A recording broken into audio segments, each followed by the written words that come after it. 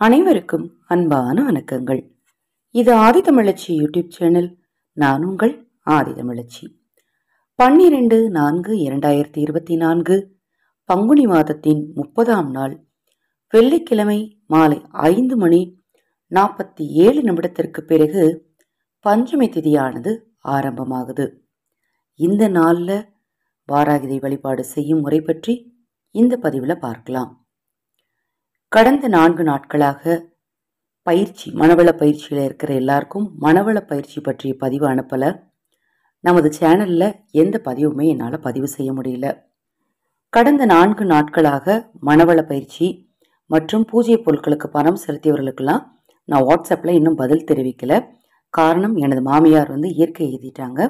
அதனால் பங்குனி அமாவாசை என்று இயற்கை எய்திய காரணத்தினால் என்னால் இந்த வேலைகளை செய்ய முடியல. இன்று முதல் மனவள பயிற்சி எடுக்கப்படும். பூஜை பொருட்களுக்கு பணம் செலுத்தியவர்கள் எல்லாருக்குமே இன்னும் ஒரு 8 to 10 நாட்கள் கழித்து அனுப்பி வைக்கப்படுங்கிற தகவலை தெரிவிச்சுக்கிறேன். இன்றைய நாளில் மாலை 5:47 இருந்தே நீங்கள் பஞ்சமி திதி வழிபாடு செய்யலாம். இன்று 5:47 இருந்து நாளை பார்த்தீங்கன்னா மாலை 5 மணி வரைக்கும் பஞ்சமி திதியானது இருக்கு.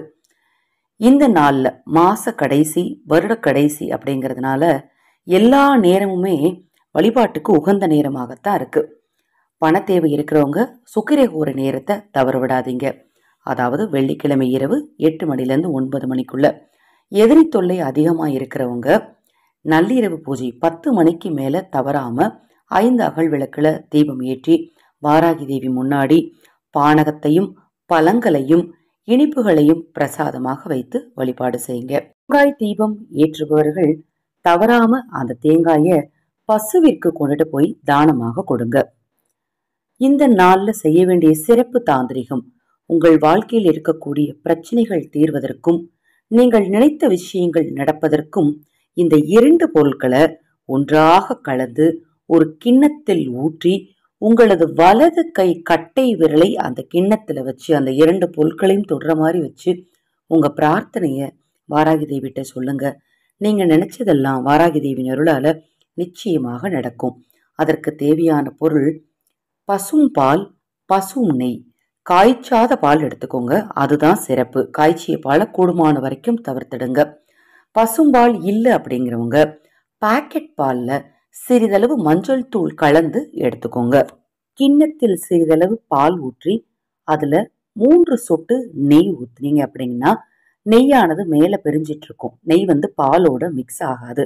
நீங்க அந்த நெய் மேல உங்களுடைய வலது கை கட்டை விரலை வைத்து அழுத்தி வச்சு அபராஜித்த வாராகியே நமோ நமக எனும் இந்த ஒரு வரிய 33 முறை சொல்லி உங்கள் தேவை என்னவோ அதை வாராகி தேவிட்ட கேளுங்க. நிச்சயமாக வாராகி தேவின் அருளால உங்கள் குறைகள் எல்லாம் நீங்கும். நீங்கள் நினைத்ததெல்லாம் நடக்கும். வேண்டுதல் செய்த அந்த பாலையும் நெய்யையும் உங்க வீட்டுல துளசி செடி இருந்தது அப்படின்னா அந்த துளசி செடியில கொண்டு போய் ஊத்திருங்க. இல்லை அப்படின்னா உங்க வீட்டுக்கு பக்கத்தில் இருக்கக்கூடிய மரத்துக்கடியில தான் ஊத்தணும். அதாவது வேர் பகுதிக்கு போற மாதிரி ஊத்தணும். யாருக்காலும் படாத இடமாக இருக்கணும். இப்ப நான் சொன்ன இந்த விஷயத்த தவறாம நீங்களும் செய்யுங்க, மற்றவர்களுக்கும் சொல்லுங்க. தொடர்ந்து ஆதிதமிழச்சி யூடியூப் சேனலை பாருங்க. வாராகி தேவியினருள் உங்களுக்கும் உங்கள் குடும்பத்தாருக்கும் நிச்சயமாக கிடைக்கும். நல்லதே நடக்கும்.